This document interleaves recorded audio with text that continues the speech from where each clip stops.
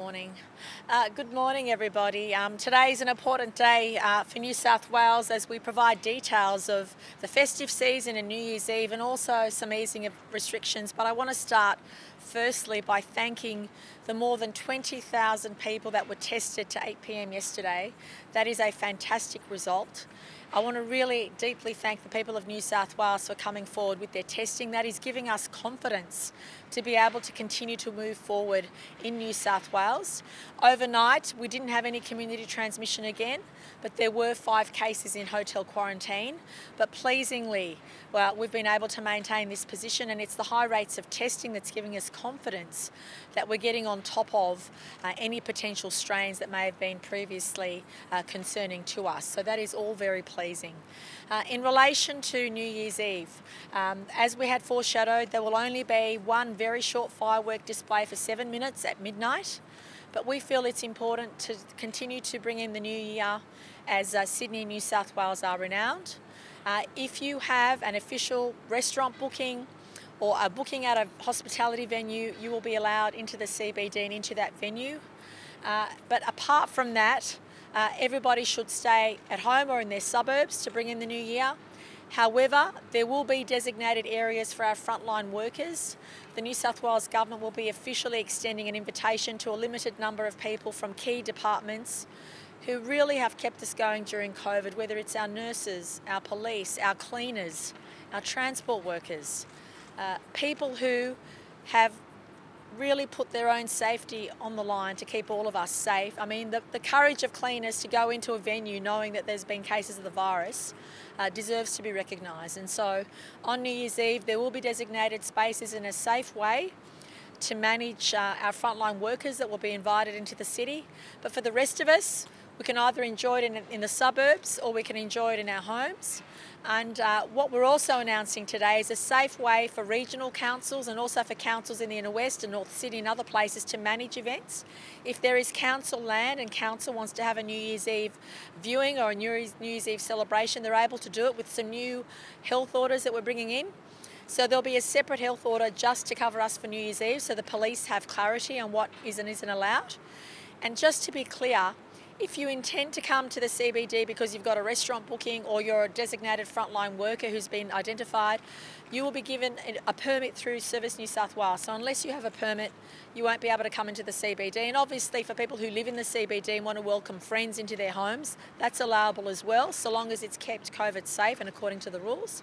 But we do ask everybody to make sure they have a permit so that if they're questioned on the night, that everybody in the CBD is there for the right reasons. But we also do want to encourage councils and local government areas to look at how they can safely manage any New Year's event. So Dr. Chant and the health experts have deemed it safe to have up to 3,000 people in an outdoor event, so long as it has specific COVID safe requirements and those details are provided. If you're unsure as to whether what you're hosting at an outdoor event is COVID safe or not, please get in touch with New South Wales Health or get in touch with Service New South Wales. We're also making sure that we provide as much flexibility as possible in a COVID safe way for people to enjoy things like carols. So we'll be allowing up to 30 people in a choir to sing to an audience, but if the audience wants to participate in that singing, everybody does need to wear a mask. So there'll be a COVID safe way of having carols and having other events, but we do ask everybody to really stick to the rules, because even though we're easing these restrictions as one-offs, it doesn't reduce how contagious the virus is or how concerned we might be if suddenly an outbreak consumed a large number of people in a particular location. In addition, to make things consistent, and we know that this brings with it risk, but we have confidence that the people of New South Wales have demonstrated to us their appreciation for keeping COVID safe, that in line with corporate events having 300 people and weddings having 300 people, we'll also be allowing funerals to have 300 people. So there'll be complete consistency in these on these occasions, and the funeral limit will be increased from 1 December. The rest of the easing of restrictions I've spoken about will take place from the 23rd of November, which is an important day. It's the day that the Victorian border comes down. It's the day that all businesses have to have compulsory QR codes. but it's also the day that other restrictions that I've spoken about will be eased. So the New South Wales government has always worked on a strategy of keeping the virus under control, keeping the community safe, but also trying to support businesses and communities to live as freely as possible in a COVID-safe way. So just to reiterate, today we'll be announcing or have announced our formal plans for New Year's Eve, formal plans for the festive season, increasing limits to outdoor safe public events, as well as increasing the limits on funerals. And I will say this also, that please know that we are considering other things. I know in the past I've been asked about the 2 square metre rule. I've been asked about how many people we can welcome into the home.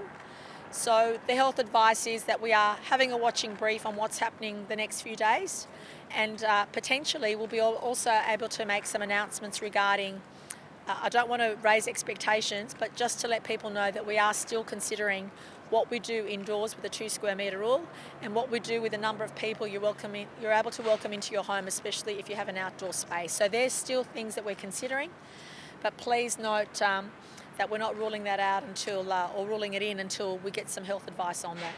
So now I'll ask Minister Ayres, who's been speaking about or managing the task force on behalf of the government, to make some comments.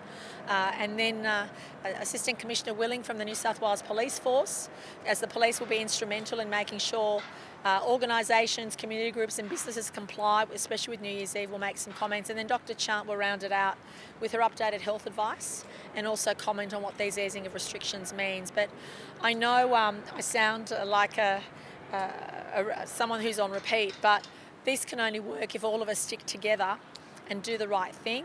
We've done so well in 2020, given everything that's been thrown at our state.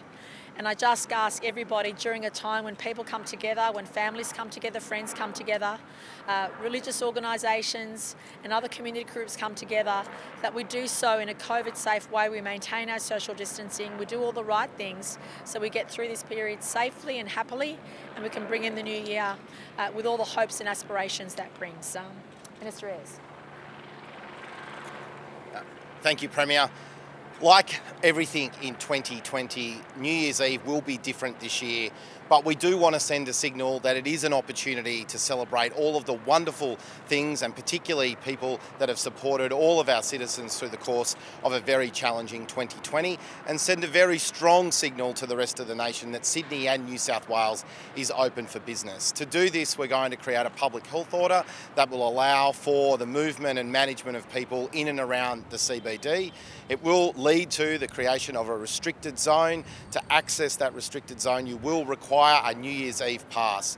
That means if you're attending an event, a function, that event will need to register with Service New South Wales so that with your booking, you get access to that New Year's Eve pass. The ability to make those registrations and access that pass and the information around it will start from the 7th of December, and you can do so by contacting Service New South Wales. I would encourage everyone who is making plans to come to the city for New Year's Eve to do so early. Obviously, there will be significantly less people around because there are less spots available, and to access those sites, you will need that New Year's Eve pass. As the Premier alluded to, we're going to be able to open up spaces to our frontline workers and people who have helped the citizens of New South Wales through this most challenging of year.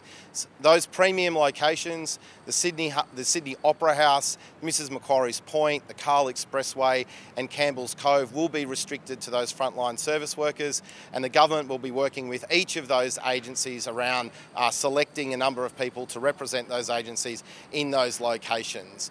There will be a broadcast this year, and there will be a New Year's Eve concert that will be broadcast back into homes. And so people who don't have a reservation or a booking in the city, we encourage you to stay close to home and celebrate New Year's Eve at home or in your local community.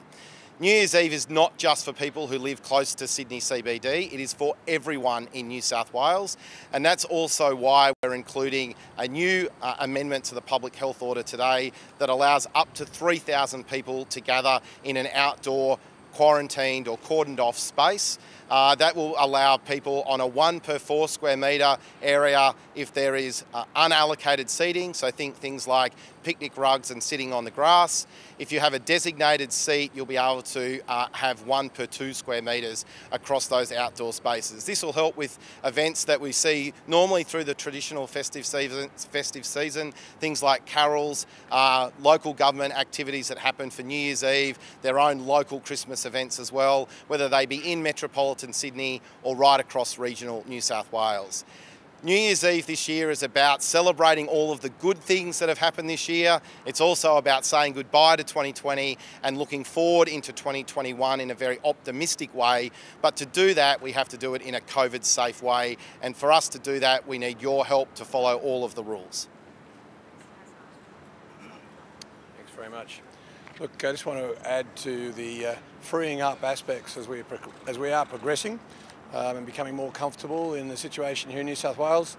We also just are making a few more changes to allow those greater freedoms. So particularly, you'd be aware that church services, religious services, are currently 300 indoor and outdoor. We are now going to change that to allow any outdoor church services to be up to 500 people. So it'll be subject, of course, to a COVID-safe plan, subject to the 1 square metre and 4 square metre rule depending on the seating arrangements. If they're fixed seats, then it'll be 1 per 2 square metres. But if it's on the ground, if it's a more relaxed environment where people might be intermingling a little more, then it'll be 1 per 4 square metres. And I just want to reiterate also, for outdoor singers, you'd remember that some time ago we announced that you could have 5 singers indoor, outdoor, so again subject to COVID-safe plans, but we're moving that now and have moved that to 30 singers outdoors, again with the appropriate COVID safety measures. And I'll ask Commissioner Willing to make some comments. Thank you, Minister. For New Year's Eve for the New South Wales Police Force, whilst it will be considerably different this year, it does remain our largest policing operation of the year. So you will see, as per usual, large numbers of police officers both in uniform and in plain clothes across the streets of Sydney, across the wider metropolitan area to ensure that communities are safe. Community safety remains our #1 priority at the moment. Obviously, you will also see police officers from the Marine Area Command policing marine areas in and around the harbour, police officers in the air, as you can hear above us right now, ensuring that people are safe. Police districts and police area commands have been working for some time with local government to ensure that local communities are safe. As you've heard, there will be particular zones that will be established in and around the Sydney CBD area and North Sydney. I ask that those people who don't have a New Year's Eve pass do not come into the city. Police will be equipped with powers to move people on should people start gathering in larger numbers, putting safety at risk. Again, this will be a significant operation for police. We are planning like we ordinarily would, with sufficient numbers to address any issue that comes up. I'll just leave it at that. So New South Wales recorded no new cases of locally acquired COVID in the 24 hours to 8 p.m. last night, and there were 5 cases reported in overseas travellers in hotel quarantine. Pleasingly, the number of tests conducted was 20,160, and it's positive to see that we've seen that rebound from lower numbers over the weekend, but over the last week or so, we have seen those increased numbers. So a big thank you to the community. Whilst I am reporting 0 cases for a number of days, now is not the time for complacency. Please come forward with even the most minimal of symptoms, and we are still particularly wanting to have high rates of testing in southwestern Sydney and western Sydney associated with those sewage detections in Rouse Hill. We're expecting the repeat of that sewage testing, and we'll be giving the community the results of that. But thank you again for the response in those communities. We know testing rates have been very high. In relation to the South Australian, where any person, resident or not resident, who has come back from South Australia, we are encouraging you to check the South Australian Health website. That website will contain venues where, if you've been in those, they're asking you to watch for symptoms, and some venues have been designating you as a close contact. If you have attended any of those venues and you are a close contact, you must immediately self-isolate and get tested. We have also instituted a declaration form for returning travellers from South Australia. The purpose of this form is to prompt people to identify if they've been to any of those venues of concern, but also to allow us to have rapid access to their contact details in New South Wales. This really helps us because, as we know, with any situation, new information emerges, and this will allow us to more rapidly contact people who have been in Adelaide and broader South Australia over recent weeks. I would want to say that our contact tracing team is following up the details of travellers who have arrived from Adelaide and in the period from about the 6th of November, and we are calling people just to prompt them about the website and encouraging people to really monitor that website for updated information and to act. But anyone who has returned from Adelaide in particular, we are urging you to monitor for symptoms and get tested and follow the specific advice on the South Australian website, noting that we are contacting those individuals where we have details through the airlines. Dr. Chan, you're still standing beside the advice given the government that you need happy those borders to stay open for South Australia, given what the South Australians are saying about the apparent virulence of this particular strand of the COVID-19? So South Australia's obviously taken action, and at the moment we wouldn't expect much travel. We've issued advice that we had encouraged deferral of non-essential travel to Adelaide, and that advice went out as yesterday or the day before. So I'm comfortable with the controls we've got in place, but it does mean that returning travellers, those that have come in before, we've instituted the declaration form, need to take action if they get any symptoms. They need to watch the South Australian website. We will obviously message and do what we can to alert them to that, but it is a partnership. People that are returning travellers need to follow through.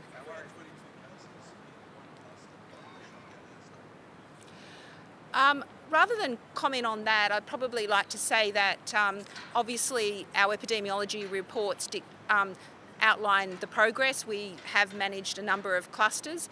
What South Australia does is really a matter for South Australia.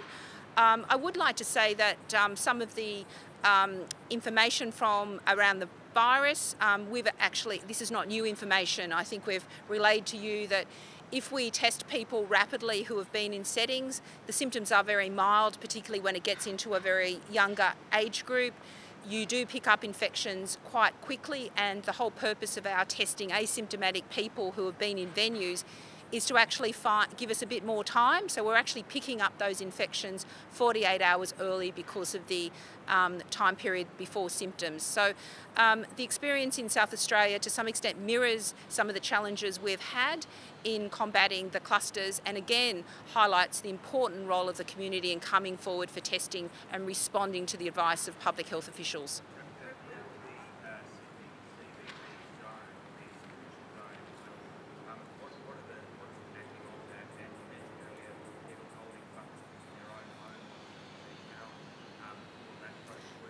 Yeah, look, well, that's why we've made the announcement today about New Year's Eve. Information about the designated zones were made very clear to people before the day. But even if you're visiting a friend who lives in the CBD, you'll need to apply for a permit to come to the CBD that day. So everybody will need to go through Service New South Wales to make sure that we don't have thousands of people just roaming around without somewhere to go to, because that's not COVID safe. So we're trying to make this as COVID safe as possible. There'll be a specific public health order applying just to New Year's Eve. So the various maps, etc., will only be relevant to people who've got permits. So if you don't have a permit, if you don't have a booking at a restaurant or a cafe or a hotel, if you don't have somewhere to go to on New Year's Eve, and we are also considering if officers want to come forward, if people who work in the CBD ordinarily have office space and want to have a COVID safe function, we're also open to that. The news is, so long as you've got somewhere to go to that's safe, in a COVID safe way, you can apply for a permit. But we just don't want people getting on the train or the bus and just roaming around the city unless they have a purpose, unless they have somewhere they're going to, because that won't be COVID safe, and it will make it very difficult for police manage crowds potentially. So. How does it go on the city and CBD, Premier? What about the North Shore and the islands? Are they free to go to? Yeah, well, that's why we've made a new public health order in relation to outdoor events of up to 3,000 people. So if North Sydney Council has council space where they do want to allow people to come and watch the fireworks, they now have a plan they can stick to. So we've made sure, we know the Inner West Council has indicated interest, North Sydney Council has indicated interest, but even places like Parramatta or regional councils who might have New Year's Eve events now have a plan they can adopt that makes it COVID safe. So we're trying to make sure that whether you live in the bush, whether you live in a city outside of Greater Sydney, or whether you live in Sydney yourself, everybody knows what the plans are and can make arrangements. We wanted to give people as much notice as possible, especially councils, because we know councils want to do the right thing. Some might choose not to have an event, but some might say definitely we do. I know North Sydney and Inner West Council have indicated initially that they're interested and would like to have a COVID-safe way of managing their land. And what today does is provide certainty for local government, for state government agencies, and also for the broader community about what to expect that night. If you live in the CBD or these specific areas, you'll need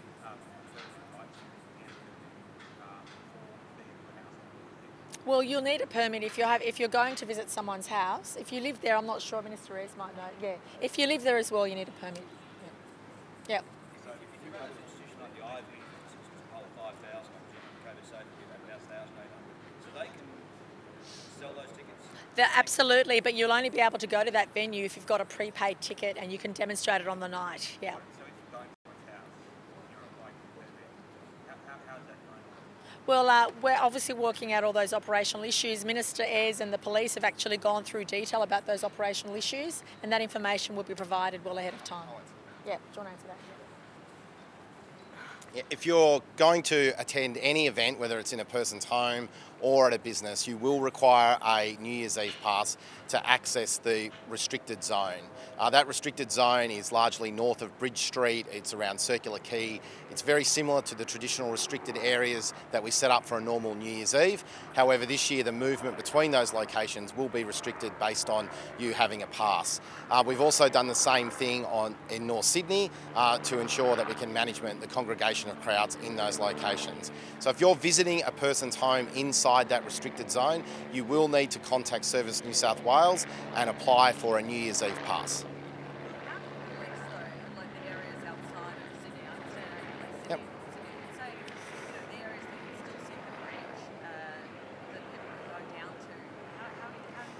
Yeah, so there are two zones. One zone is restricted access via a pass.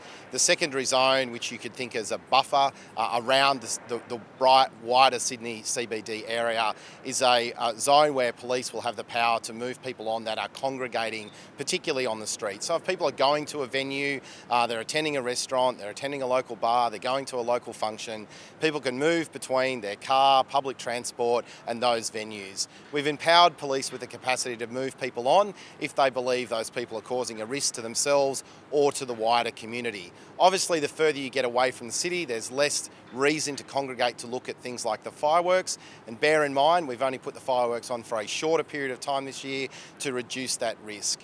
In locations where the Harbour Bridge is visible and often there's public gatherings, that's why we've given local governments particularly the opportunity to create cordoned off zones that can have up to 3,000 people if they're seated.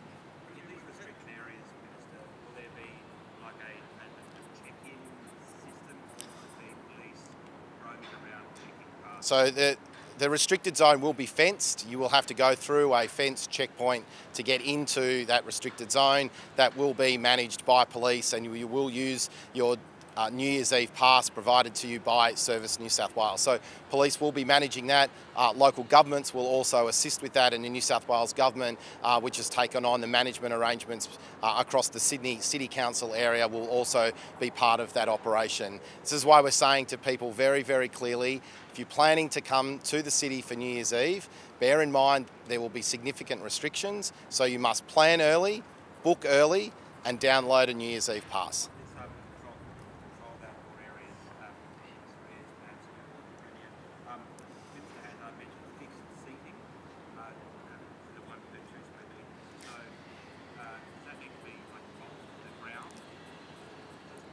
No, let's not get this overcomplicated.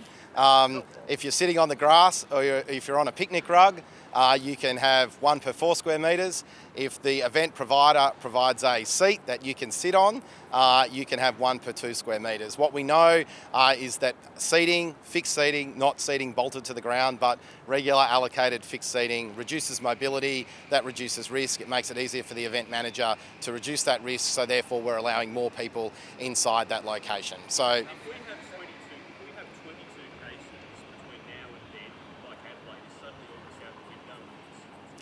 well, I think we'll do what we've done since March, and that is we'll follow the health advice that's provided to us. We've taken incremental steps every month, every day, every week to be able to strike the balance between keeping the city and the state open, keeping the economy going, allowing our events to take place and managing the health risk. I think we've got that balance right. We've been able to get infections. What we've seen today is once again another day of no infections because New South Wales citizens follow the rules, they get tested. When they're in a higher risk location, they change their behaviour.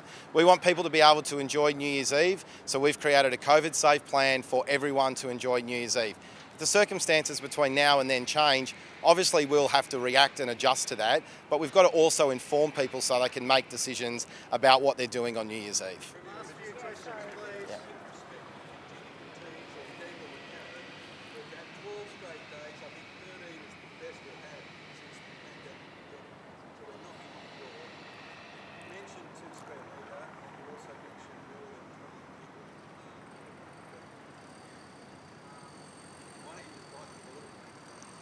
Well, firstly, can I just say, and I know a few questions have come about the number of cases in a cluster, please know that just because a particular state adopts a policy around a number doesn't mean New South Wales does. Please know that our strategy is very different to what any other state is doing. Unlike other states, we've actually had our system tested.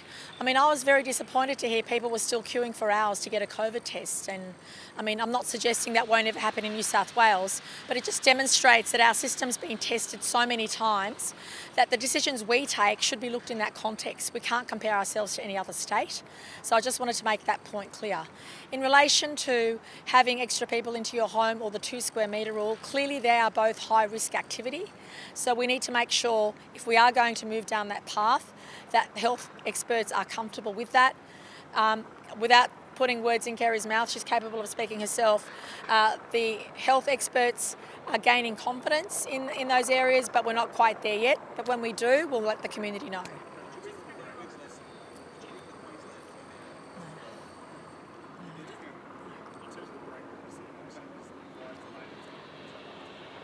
So can you speak up a bit? Sorry, yeah. Yep.